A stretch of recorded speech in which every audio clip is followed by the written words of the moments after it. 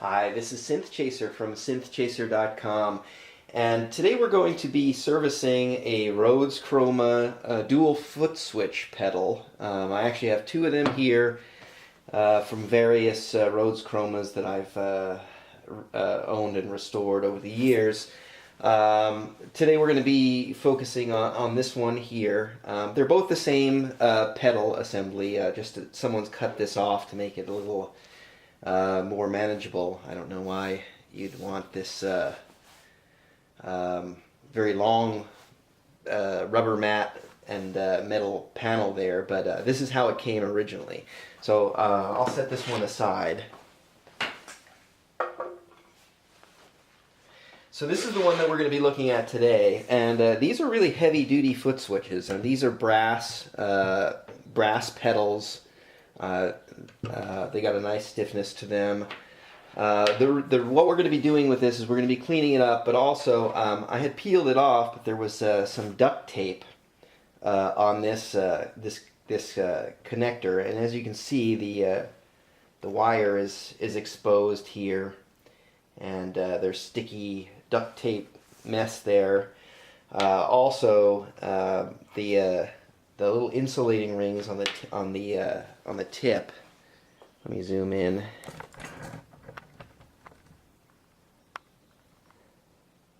The little plastic insulators are in pretty bad shape. So what we're going to be doing is we're going to be opening this up. We're going to be cleaning the switch mechanism inside. We're going to be replacing the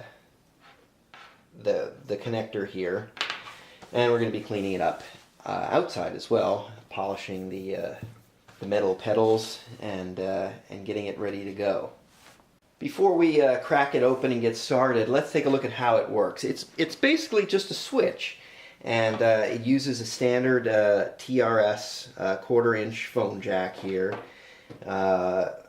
and for audio signals, the tip is the left channel, the middle ring is the right channel, and the shaft here is the ground. So let's see how this works with our multimeter. We can probe and see.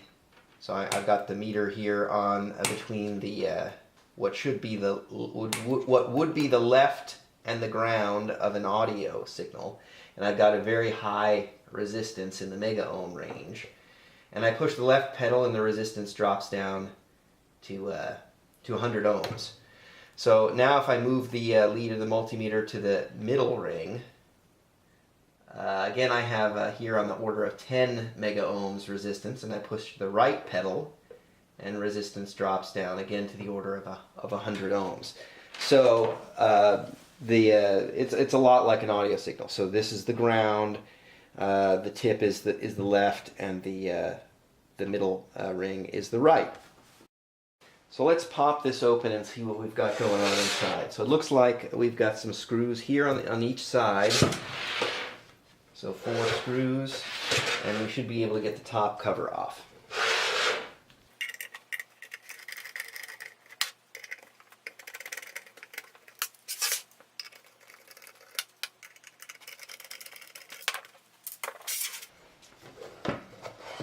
So removing those screws, we can open it up. And let's have a look at what we have inside. So here's the inside of the switch, and it uses, and I'll turn it so you can see right there, it uses these leaf switches, which have contacts on them. These are the same type of switches that are found in pinball machines. So when you step on the pedal, it physically makes contact between those two leaves of the switches, and then you have a closed circuit. So there's some capacitors and resistors in there as well, and a lot of dust. But other than that, not much going on. So what we're going to do is we're going to clean these switches the same way we would clean the switches in a pinball machine. And while we've got it open, we can change the capacitors as well. But first things first, we'll clean out all the dust that's inside.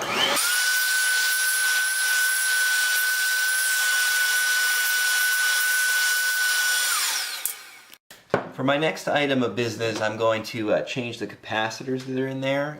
These are electrolytic capacitors, so just like electrolytic capacitors elsewhere in the synthesizer, they can dry out and affect performance. So there's two electrolytic capacitors across the switches, so we are going to just kind of cut them off and then put the new ones in. So while it was incredibly awkward to solder this switch stack while it was still in the pedal, I did get the new capacitors into place.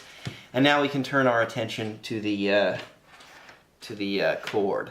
And what we're going to do, rather than putting a whole new cord, is we're just going to shorten this cord by a couple inches, and we're going to put on a nice quality phone connector. So I've cut off the bad portion of the cable, and I can use the existing wiring as a reference, although I could figure it out from the pedal, which is open right in front of me.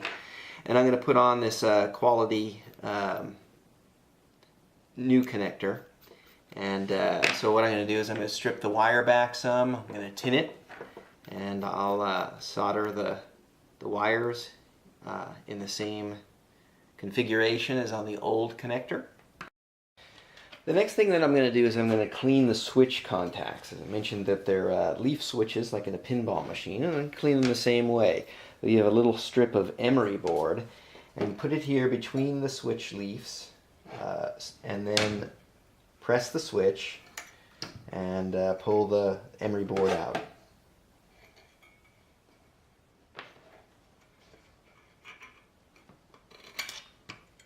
And I'll just do that 2 or 3 times.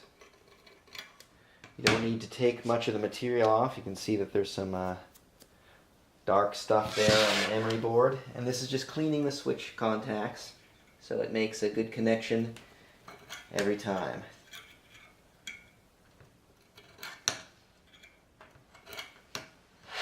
And that's all there is to it. Now that I clean the switch contacts and change the cable, I'm going to check the resistances one more time. So I'm on the left pedal. You can see now the resistance when I'm pressing the switch is a lot more stable. Before it was bouncing around a lot. I'm going to move to the right pedal. Again, a lot more stable having changed this connector and cleaned those switches. Also, if you notice, the open switch resistance, that's the resistance when I wasn't pushing the pedal, was now infinite, whereas before it was a very high resistance, but it wasn't an open switch, and it was bouncing around a little bit. I've cleaned up the brass and the rubber mat, and now I'm ready to put the lid back on and close it up. And here's what the final product looks like. So we've got our new phone connector, we've got the pedals cleaned up, the rubber mat cleaned up, and we've serviced the inside of the unit. So this pedal is ready to go now and complete someone's Rhodes Chroma. And I'll flash the picture of the before and after so you can see what a difference this made servicing the pedal. It's not just your vintage synthesizers that need a little love from time to time, their accessories and pedals do too. So with just a little bit of time and very little amount of money, we gave some love to this Rhodes Chroma pedal and serviced it. And the same principles will apply to a lot of other pedals and foot switches for other synthesizers. So you can take these principles and apply it to more than just the Rhodes Chroma. This is Synthchaser from synthchaser.com. Thanks for watching. If you have any questions, please post in the comments or visit me on my website, synthchaser.com. Have a nice day.